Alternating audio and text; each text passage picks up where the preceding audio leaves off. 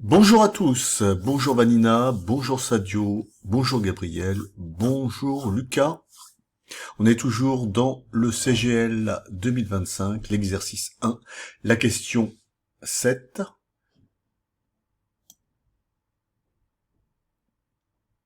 Dont on a déjà dit qu'elle n'était pas si facile. Dans la vidéo précédente, on avait présenté le lemme qu'il suffisait de démontrer pour avoir le résultat. Et on avait démontré ce qu'on avait appelé le lemme gauche, c'est-à-dire l'inégalité, cette inégalité. Alors, dans cette vidéo, on va montrer le lemme droit, c'est-à-dire la deuxième inégalité, celle-ci. Alors, démonstration du lemme droit. On va supposer que a carré moins b carré est impair, dans un premier temps, et dans ce cas, on a h de x p plus p qui est égal au max de ces deux quantités. Alors, on peut supposer que a, par exemple, est supérieur ou égal à b, et dans ce cas, on a la valeur absolue de a carré moins b carré qui est égal à valeur absolue de a au carré moins valeur absolue de b au carré. Et puis, la valeur absolue de 2ab, c'est égal à 2a, 2 valeurs absolues de a, fois valeur absolue de b. Alors, pour simplifier les notations, on va poser grand A égale valeur absolue de a, et grand B est égal à valeur absolue de b. En fait, on va essayer de savoir qui des deux est le plus grand. Est-ce que c'est celui-là, ou est-ce que c'est celui-là? Alors, on a supposé que valeur absolue de A est supérieure ou égale à valeur absolue de B, donc ce qui veut dire que grand A est supérieur ou égal à B, et ces deux nombres sont positifs dans R. Et on va considérer la fonction du second degré suivant, qui a B associe a carré moins b carré moins 2ab. On considère que c'est un polynôme en B. La variable, on l'appelle grand B ici. Donc ça fait, je mets le moins b en premier, ça fait moins b carré, moins 2ab, plus 2a carré. Donc vous voyez ici, c'est un polynôme du second degré, en B.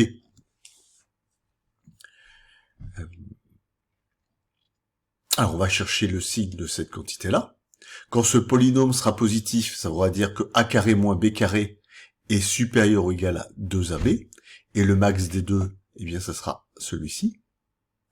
Et puis quand a carré moins b carré moins 2ab est négatif, eh bien cette quantité-là sera négative, et donc cette quantité-là sera plus petite que 2ab, et donc le plus grand, ça sera valeur absolue de 2ab. Alors on étudie le signe de f de b, de façon assez classique, on utilise le discriminant. Et puis on obtient deux racines, dont l'une est positive et l'autre négative. Comme B est positif et compris entre A, eh bien on retient uniquement ces deux bornes-là. Et là, c'est la racine positive de ce polynôme du second degré. Vous voyez que, oui, le coefficient du B carré est égal à moins 1, donc on a moins à l'extérieur des racines, ici. Et à l'intérieur, c'est plus. Voilà, on a le signe de ce polynôme. Alors, premier cas, soit B est inférieur à la racine, et donc le plus grand des deux, eh bien c'est a carré moins b carré, qui est supérieur ou égal à 2ab.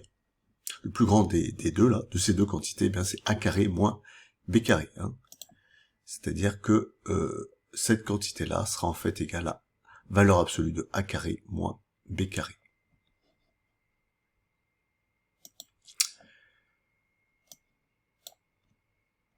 Alors, donc, a carré moins b carré est donc supérieur ou égal à a carré moins cette quantité-là au carré, puisque b est inférieur à cette quantité-là.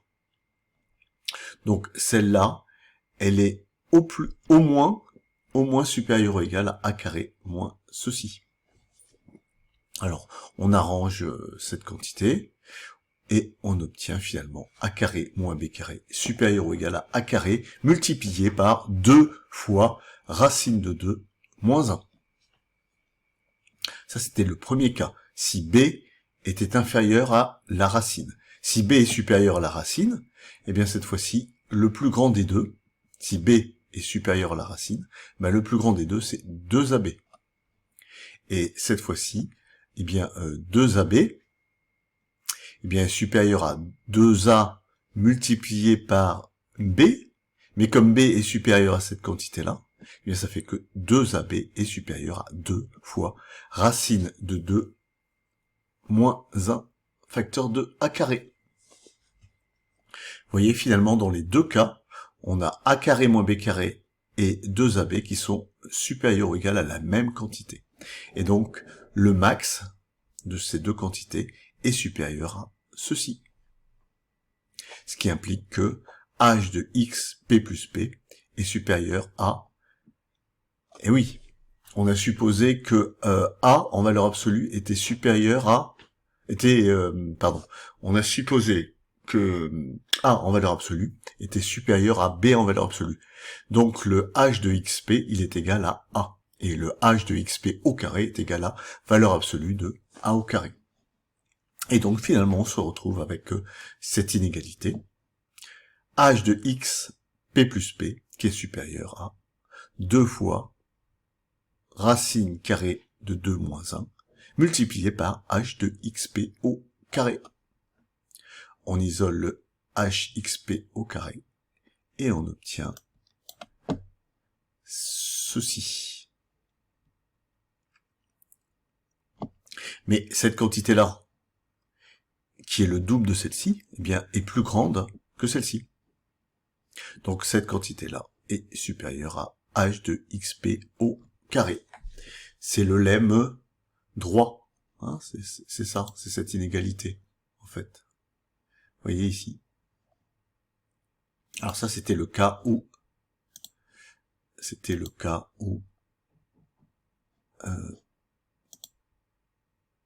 a carré moins b carré était impair. Maintenant, on passe au cas où a carré moins b carré est pair. Et dans ce cas, le h de xp plus p, c'est égal au maximum de ces deux quantités-là. Alors, dans le premier cas, on a montré cette inégalité. Et il suffit de remplacer a par a sur racine de 2 et b par b sur racine de 2 pour obtenir cette inégalité. Faisons-le. C'est la même technique que dans la première vidéo. On remplace donc a ici par a sur racine de 2, et là b par b sur racine de 2, et puis ici a par a sur racine de 2, et là b par b sur racine de 2, et puis la même chose ici. Voilà. Alors, on réarrange les choses ici. Racine de 2 au carré, ben ça fait 2. Voilà, c'est ce 2-là en fait. Racine de 2 fois racine de 2, ben ça fait 2. Ça se simplifie avec ce 2-là.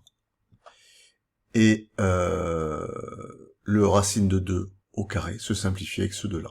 C'est bien qu'on obtient cette inégalité. Et là, on reconnaît justement h de x p plus p, ici.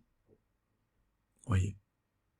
Et donc, on retrouve... Alors, a carré, c'est h xp au carré. Hein, on a supposé que a, en valeur absolue, était plus grand que b en valeur absolue.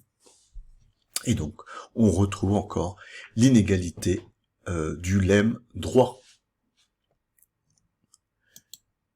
Voilà, bah, ce qui clôt la question 7.